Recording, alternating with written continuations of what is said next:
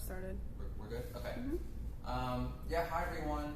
It's been a while, but happy to get back into it. We're going to go over two games today from last Monday. This game was against roughly 1,200 rated. Is that right? This is like the Carol. About 1240. 1240? Yeah, about 1240 rated players. So, yeah, we had a Caro-Kann, knight f3, d5, and yeah, white went for e5. So this is a bit of a mixing of plans already. It's not like this is so bad for white, but usually when you play knight f3, the consistent thing would be to play the two knights, right? If you want to meet d5 with e5, usually you're going to pair that with d4. And so, like this, I used to play e4, and I've had like this position like countless times, and it can be sort of dry. So just be aware this is like kind of a like boring but stable advantage for white if you play the two knights attack. But yeah, after e5, black played bishop f5, and really the way to try to sort of quote unquote punish white for having sort of mixed up a couple of different plans would be to play bishop g4, and that's sort of reminiscent of the line that we just saw where white had played knight c3 instead of e5. And the point is just that, you know, if we try to compare, so let's go just a couple moves down the line. If we try to compare this to sort of a standard French, right? Black will try to play c5, they'll play queen b6, they'll play knight c6, right? And everything will be pointed at putting pressure on this d4 pawn. And so normally white hasn't committed to playing knight f3, and so that's why the bishop goes to f5, right? Like the queen covers the g4 square.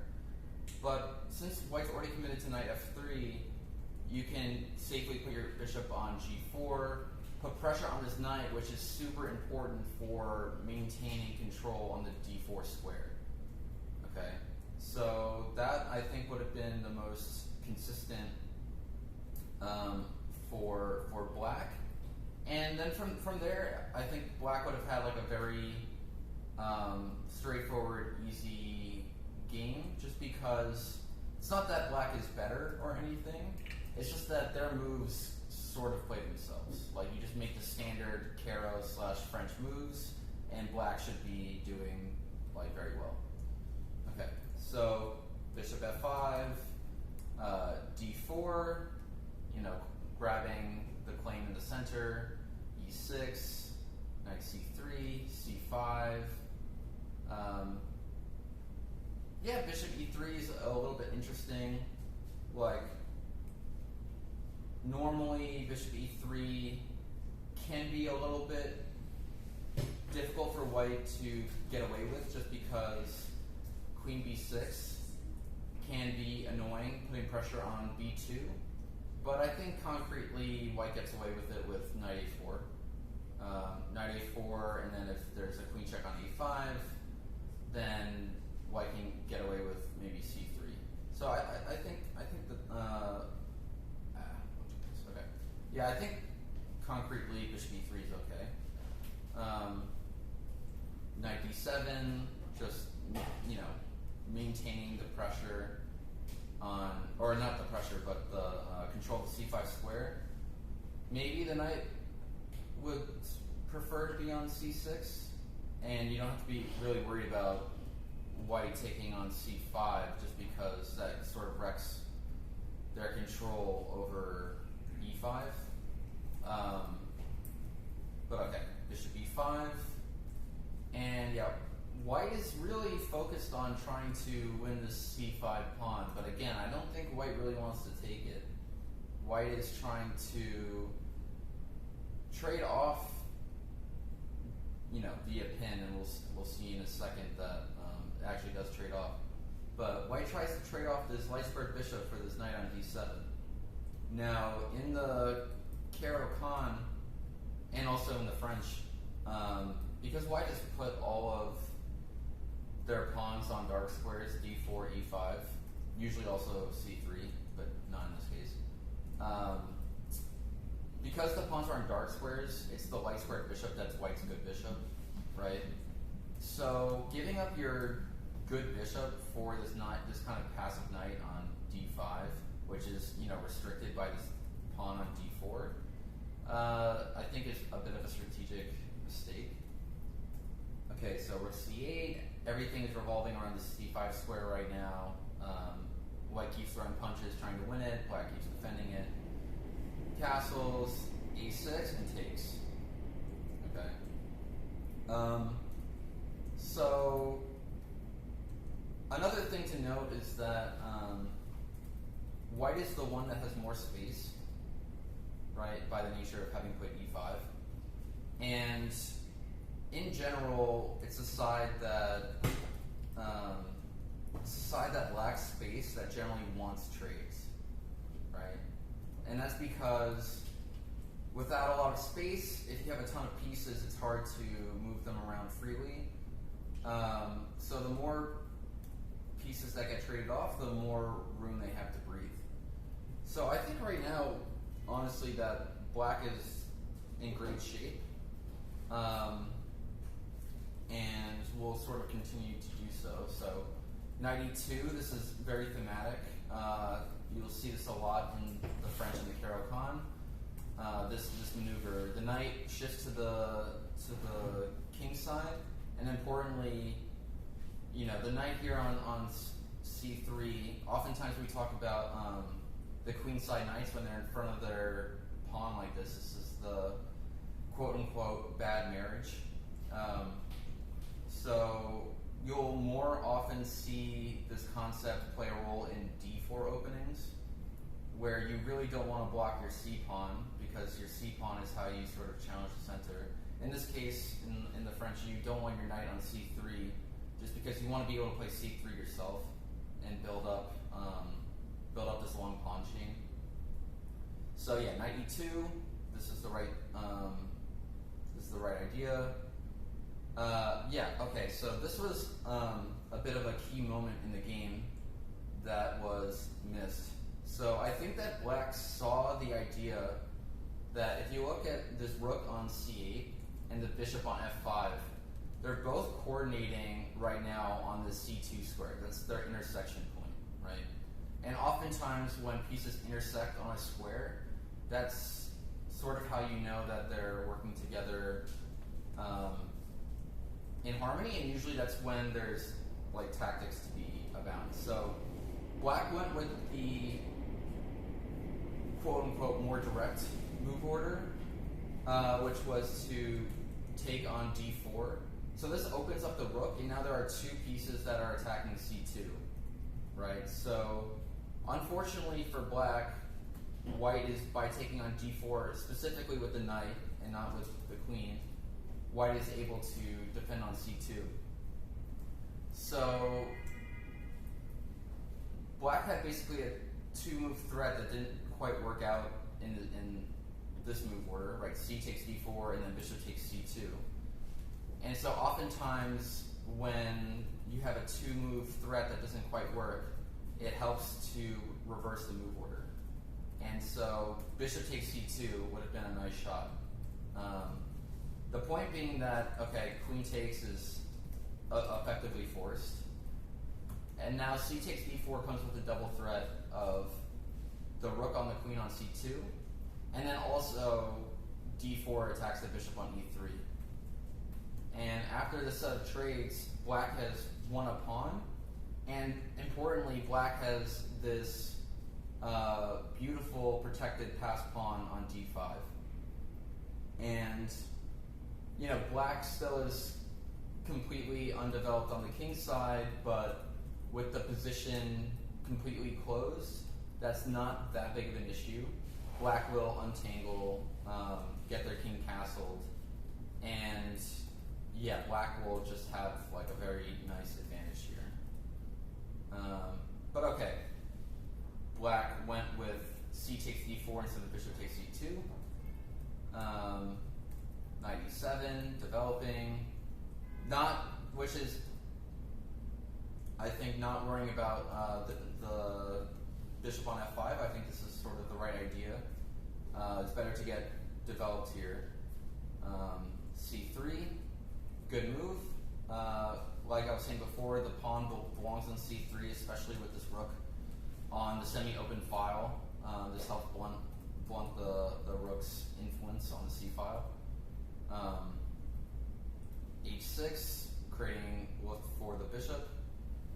And then knight h4. I really like this idea from white. It puts more pressure on f5, and importantly, it gets out of the way of the f pawn. So bishop h7, f4. This is exactly the right plan, I think, that white should be going for. Black is still not castled, and white should be doing everything they can to blast open the position.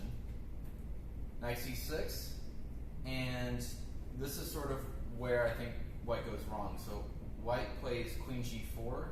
They're trying to probe on the king side, and very often in the French and the Caro-Kann, queen g4 is played a lot, more so when the bishop on f8 has already been developed and there's pressure on g7. But in fact, I think that white should already be going ahead with f5, right? So, f5, and this goes to a rule that I don't know if it has a common name, but I've heard I am John Bartholomew, which I highly recommend his channel to anyone, his YouTube channel.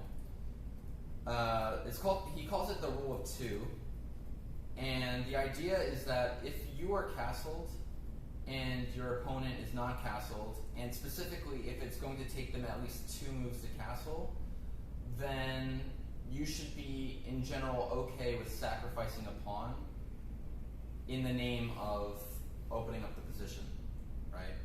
And so because black is still they have to develop the bishop and then they can castle. They're still 2 moves away.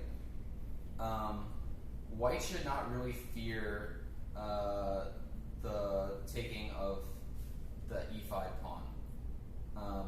If they take the f pawn and then take on e5, we can already start really harassing their pieces to the point that we end up with a fork with the rook on h8 and the king on e8.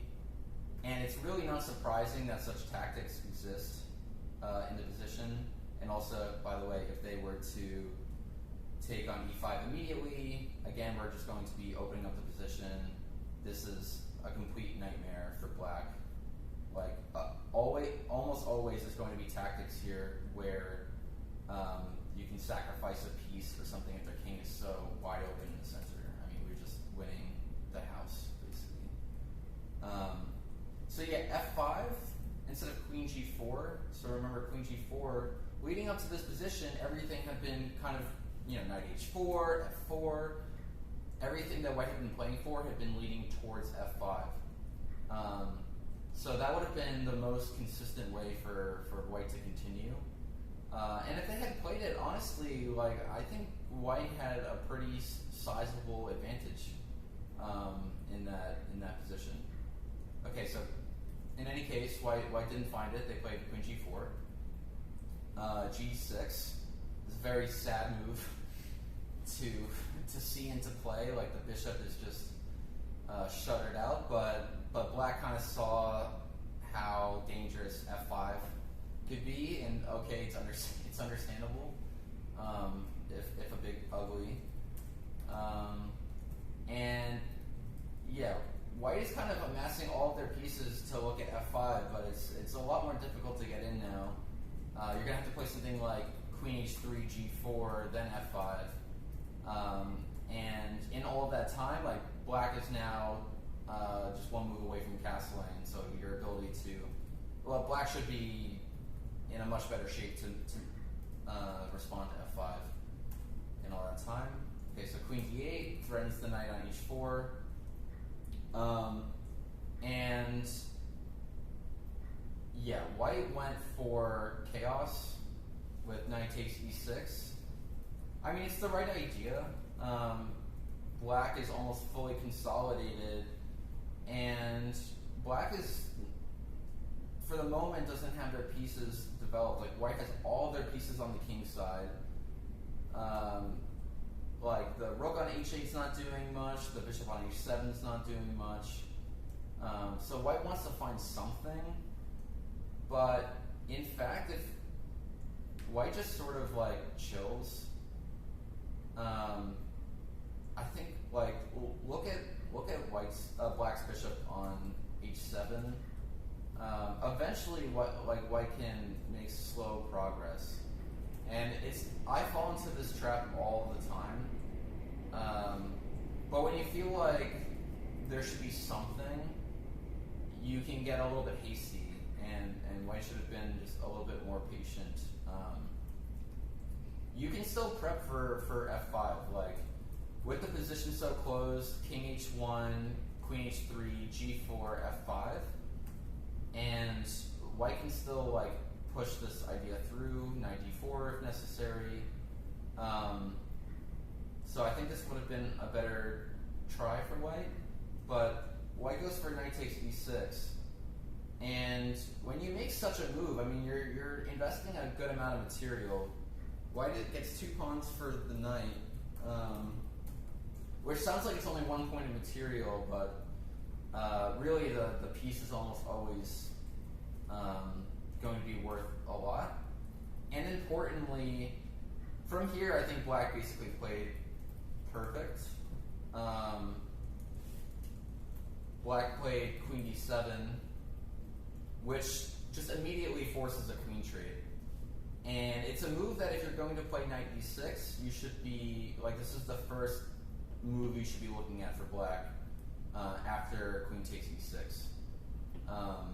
With queens on the board, like maybe, you have like pressure on g6 with like knight takes g6, and you can maybe cause some prep. And if you can win this g6 pawn, then actually having the 2 connected passed pawns with the rooks behind them, like, okay, like maybe white has enough compensation. But without the queens on the board, yeah, like black is just completely winning here. Part of this trick, by the way, was that after queen takes e6, this pins the bishop on e7, so that bishop takes h4 is not a thing.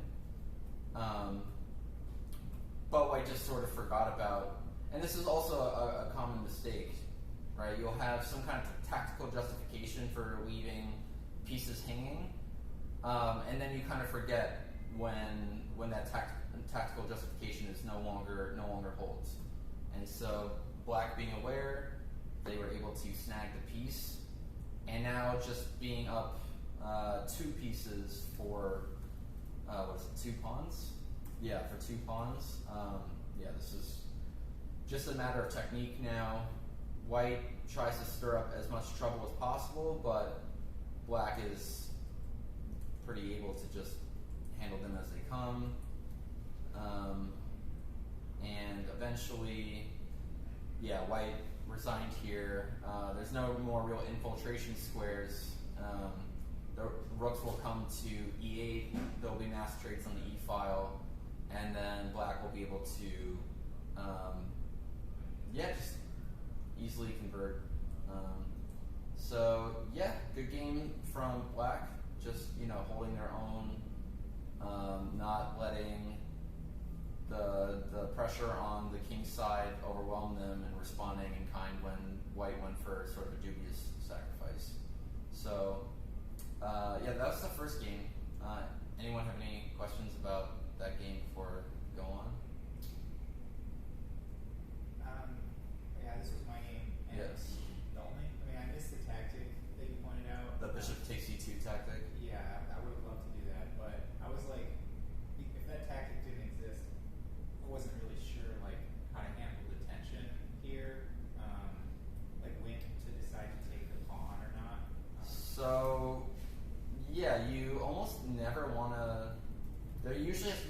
concrete reason why you want to take on d4.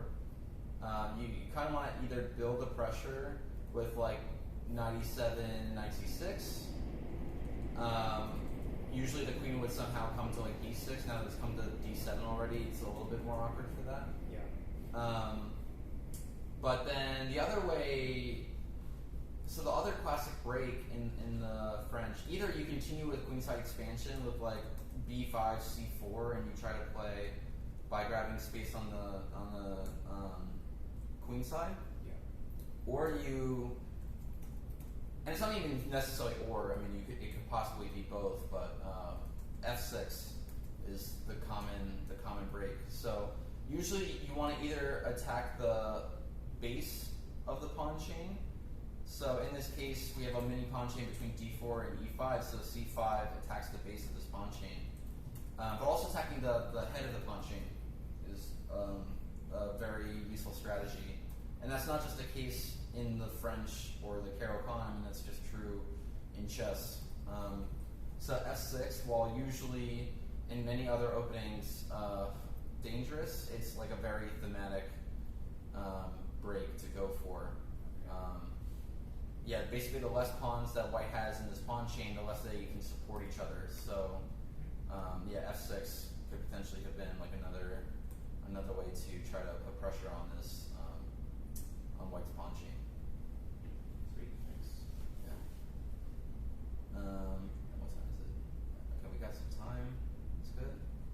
So I'll go to the other game. Yeah. So in this game, okay, e3. This is the leading towards what's called the Kali or Kali Zukertort opening.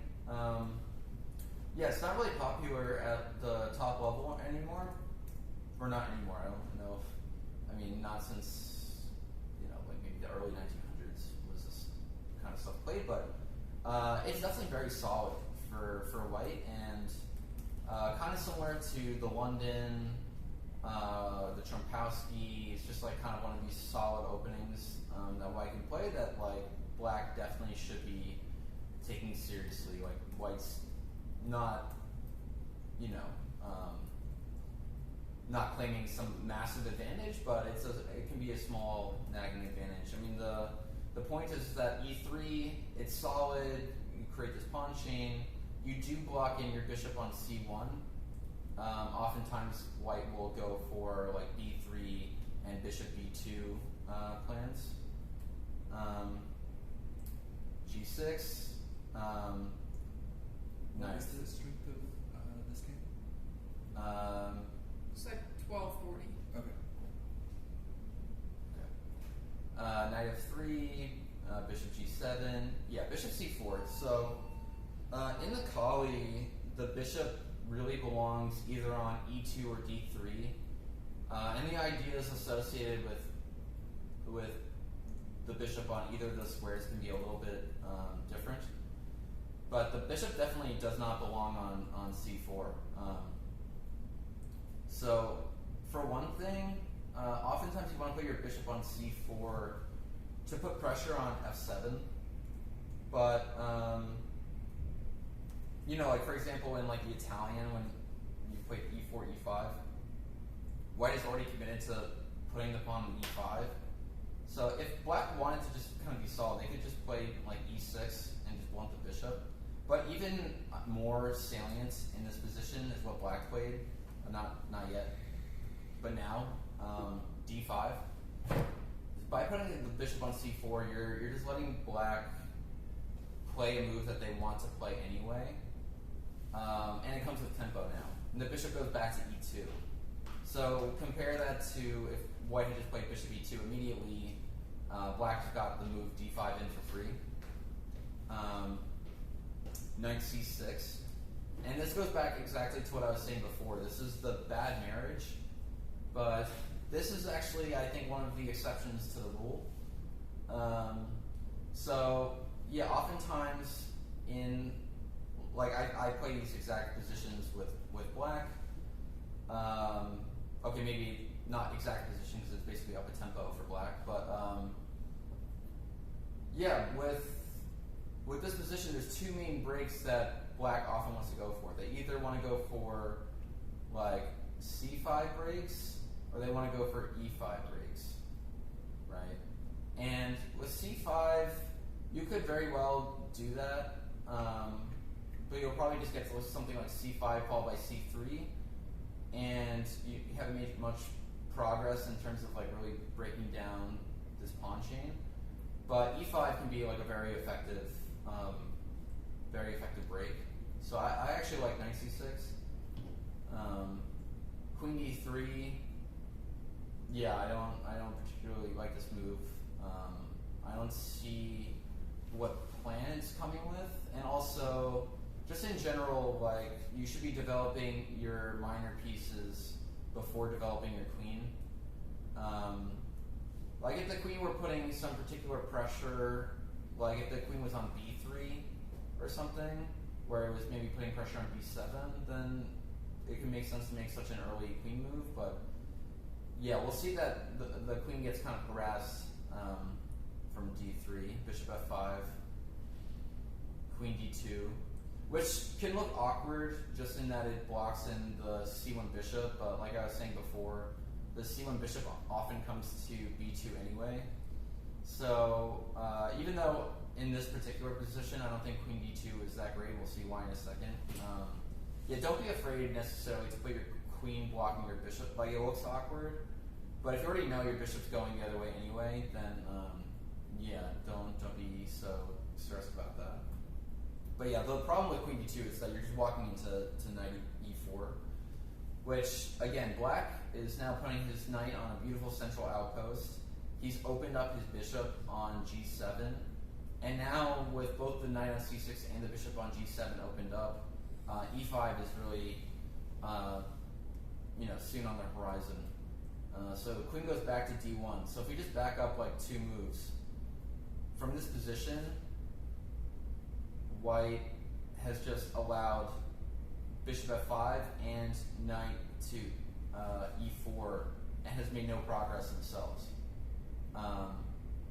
Like these are the first moves that you should be considering when you make a move like queen d3. It's like, what if they try to develop with tempo? Like, what is my plan? And if your plan is that I'm just going to end up going back to where I was while letting your opponent develop, things have kind of gone wrong. E5, great job from black. White is now lagging pretty significantly in development, so black should be looking to try to open up the position. Takes. Yeah, now things are looking like kind of scary for white, right? We got the knight and both bishops pointing at the king's side. Black's queen is ready to join into the attack, and white has only developed their white square bishop. Like black has space. Yeah, this is just looking scary for white. H3, like still not developing any pieces, and G4, and yeah, especially with an open position where all of your opponent's pieces are staring at your king side, weakening your king is just not gonna end well. Yeah, actually, a very cute tactic that black missed here. So black played h5, which is totally understandable. I mean, like even if this were a true pawn sack, which it's not, like black is basically just trying to do anything to open up the position. Like if the g file opens, and black can get like king h7 or g8, like things are going to end badly for white. But actually, there's just a very cute tactic here. So the point is, white can't play king h1 because then knight f2 just wins the queen, right? So if white plays either king g2 or king f1, so king f1 for example, knight takes f2, and this is like a slightly different rule, but Still think of it as like a rule of two. If you have two more attackers and your opponent has defenders in a position, usually that's when you have the green light to sacrifice, and even sacrifice a piece. So with basically White's only defender here is his pawn on f2. Nothing else is really defending the king. And you have the bishop, the queen, the knight, even also like the white square bishop to some extent, all pointing at the king. So knight takes f2 is just very natural, and it comes with immediate checkmate if white were to accept. So white can't take on f2, and like now h3 is falling, like the queen is hit on d1. This is sort of a disaster. Disaster for white. So okay, instead h5, still I think a good move and trending in the right direction. White plays f4, trying to stop these immediate threats, but you can only really get away with pushing your pawns in front of your king like this when the position is very closed. But with the position totally open, bad things are gonna happen if you push your pawns in front of your king like this. This small disclaimer, I couldn't really read the score sheet, so I think it said knight c3, but I'm not entirely sure. But in any case, black just continues to try to open up the position. This just leads to checkmate. So honestly, pretty much a perfect game from black. They maybe missed this one moment to be slightly more accurate with this nice tactic with bishop h2. Which, by the way, goes to show like this bishop h2 idea. It checks, captures, and threats. Like every single game, every single move, you should be looking at every single check, capture, and threat. Like there's so many tactics you find just by mechanically going through that little checklist.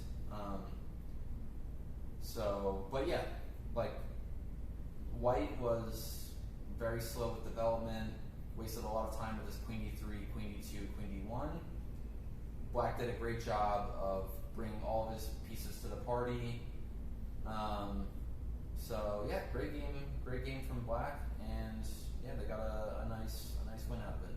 So any questions on this game? Okay, cool. Well, that's it for today. Good luck everyone with round 2, and please submit your games again for next week.